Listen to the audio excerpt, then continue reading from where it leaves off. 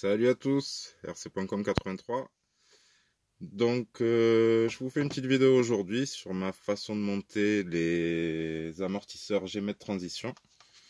Voilà, bon, ils vont être prévus pour le Gmet R1. Mais à savoir que c'est des amortisseurs vraiment top. Voilà, top qualité. Je les ai essayés sur TRX4. Ça change tout au tout. On a des croisements incroyables. C'est vraiment des amortisseurs que j'adore. Bon, si j'avais acheté que des amortisseurs, j'aurais peut-être pris autre chose pour essayer. Puisque bon, actuellement, je connais ceux qu'il y a sur les RTR, TRX, Axial et compagnie. C'est vrai, bon, vu le prix des amortisseurs, j'aimerais bien en essayer d'autres. Mais cela, c'est une valeur sûre. Voilà, vous pouvez monter sur n'importe quel scale crawler. Voilà, l'efficacité, elle sera améliorée, mais de suite, de suite.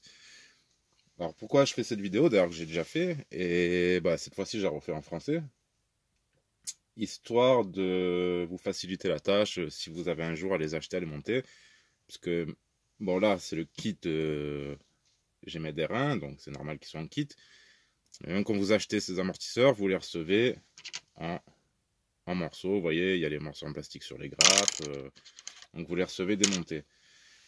Et il y a deux modes pour les monter, donc un mode qu'ils appellent Droop, hein, c'est le mode Low, pour avoir vraiment la suspension qui travaille en décompression. C'est-à-dire, on va se ramener au ras du sol, les ressorts, bon, ils sont internes, et on va tirer sur le ressort. Quand on va rouler, on aura vraiment très peu de suspension, mais on aura du débattement. Vous voyez, on peut les mettre aussi en mode sprung, qu'ils appellent, c'est le mode haut. Ça va travailler comme un amortisseur classique. Là, on aura des mouvements de caisse, mais on sera plus haut. Et on nous demande bien dans la notice le mode haut et le mode bas. Bon, ça va être un petit peu dur à vous montrer. Alors, et pourquoi faire cette vidéo? C'est parce que moi je me suis aperçu dans le montage.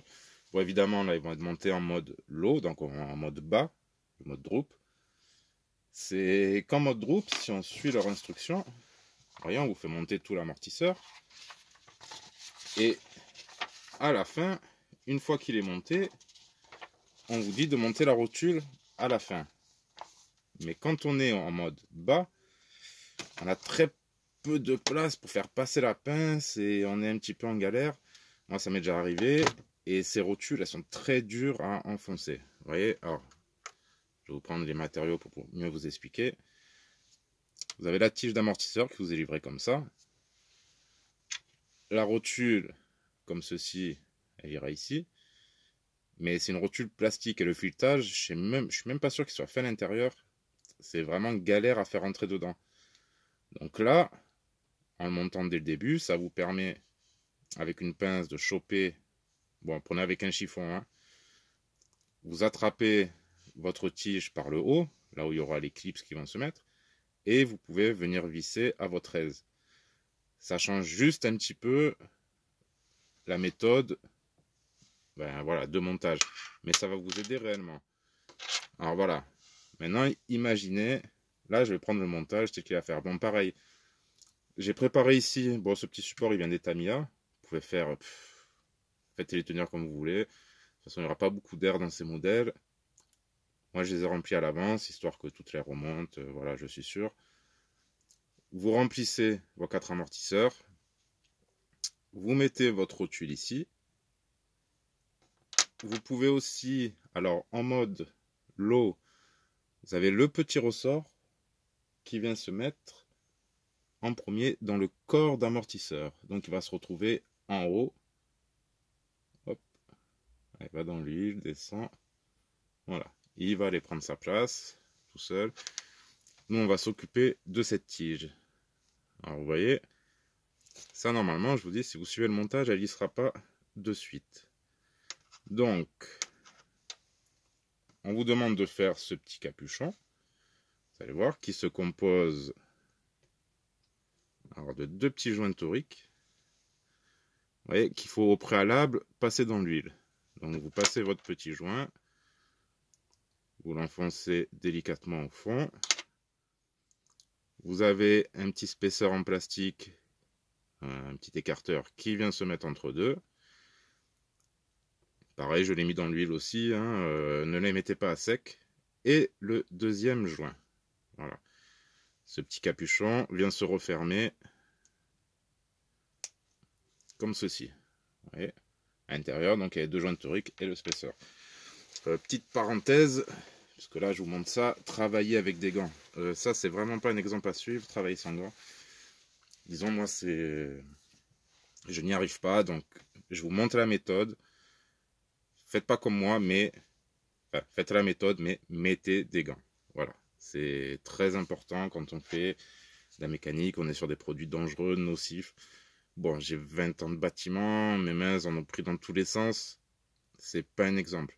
Si je vous donne ce conseil, c'est sérieux, travaillez avec des gants avec un maximum de précautions. Un masque, des lunettes, bon les lunettes je les ai, ça y a pas de souci. Mais s'il faut, voilà, n'hésitez pas.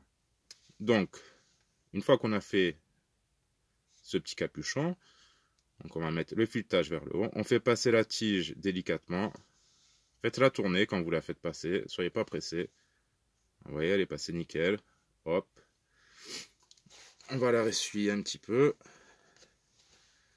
Ensuite, normalement, il faudrait mettre le ressort. Mais pareil, histoire de vous faciliter la tâche, vous pouvez déjà passer le premier clips. Vous voyez, il se met tout seul au doigt.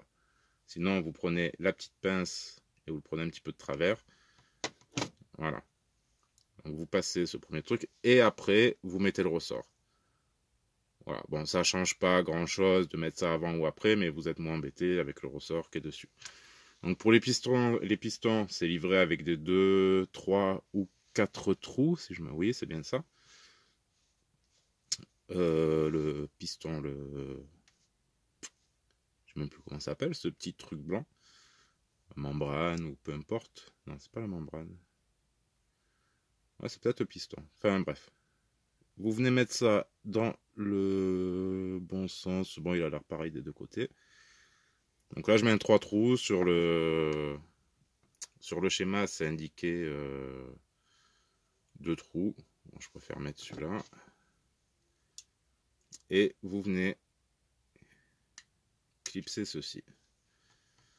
Donc voilà, à partir de là, vous voyez, on a notre amorto. Il ne nous reste plus qu'à aller le visser tout doucement. Alors, on prend celui-ci, celui où j'ai mis le petit ressort avant tout. Donc, qui sont remplis au ras avec l'huile fournie par Gmed. Il vous restera un petit fond, il vous reste pas grand chose. Remplissez-le à fond et vous ferez sortir l'excédent. Après, il n'y aura plus que le petit serrage avec la petite clé qui est fournie avec. Vous avez même deux clés comme ça. Ouh, je me suis mis un peu de travers. Donc là, vous gardez le capuchon que vous avez fait avec les joints, vous le gardez vers le haut. Et il faut que le grand ressort soit vers le bas. Et vous rentrez tout doucement dans l'amortisseur. Vous faites tourner. Voilà, tout doucement. Ça va déborder. Ne soyez pas pressé. Voilà. On fait rentrer le tout. Et à partir de là, on va venir visser tout doucement. Tout en maintenant le dessus. Vous maintenez la tige bien au fond. Histoire de bien vider l'air. Enfin, l'huile surtout. Hein, c'est surtout de l'huile qui va vous sortir là. Vous voyez, ça c'est vraiment le moment où il faut mettre des gants. Ça c'est pas bon. Vous voyez, j'ai toujours ma tige d'amorto qui est bien enfoncée dedans. Je vais nettoyer un petit peu et je vais finir avec la clé qui est fournie. Donc la clé vient se placer comme ça. Et on vient finir le serrage. Voilà. Là. Hop. Hop là. Ouais. Ouais, travailler sans gants, plein d'huile. Et là, vous avez l'amortisseur, si je me trompe pas, qui est en bonne condition. Voilà, en mode drop. Vous voyez, ça c'est la course sur laquelle il va travailler en roulage. Et ensuite, il va venir en croisement de pont sortir. Enfin, vraiment des amortisseurs géniaux. Quand même vérifier. Je suis pas sûr de mon serrage. Alors, vérifiez toujours, prenez-vous le temps. Si, il est bien serré.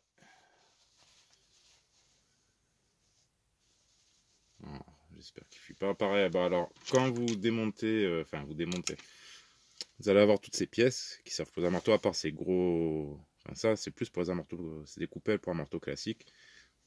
Ces petites pièces-là, quand vous les enlevez, prenez un petit cutter et un petit papier à poncer pour bien enlever, comme sur les tamis, hein, vous nettoyez bien le truc. Pensez à ça, c'est très important. Prenez votre temps, montez-les au mieux. Il faut se dire que c'est un certain prix. Alors autant faire attention. Par contre, celui-là, j'ai l'impression que ça fuit directement du corps d'amorto. Alors ce que je vais faire pour être sûr de bien serrer, ça normalement j'aurais dû mettre la rotule avant. Vous voyez, je l'ai mis au début. Ça m'a permis de serrer la rotule. Voilà, de mettre le petit chichou. Donc j'ai fini de bien serrer mon amorto. Voilà. Je suis bon. Voilà. Ensuite il restera la rotule haute à mettre. Et voilà, léger mètre transition. C'est vraiment le top. Donc on va voir ce que ça donne sur le R1 bientôt. Bientôt ou plus tard, on verra. Voilà, j'espère que cette vidéo pourra vous aider si vous achetez un jour ces amortisseurs. Sur ce, moi je vais me terminer les 4 et je vous dis à bientôt pour d'autres projets. Allez, merci, ciao à tous.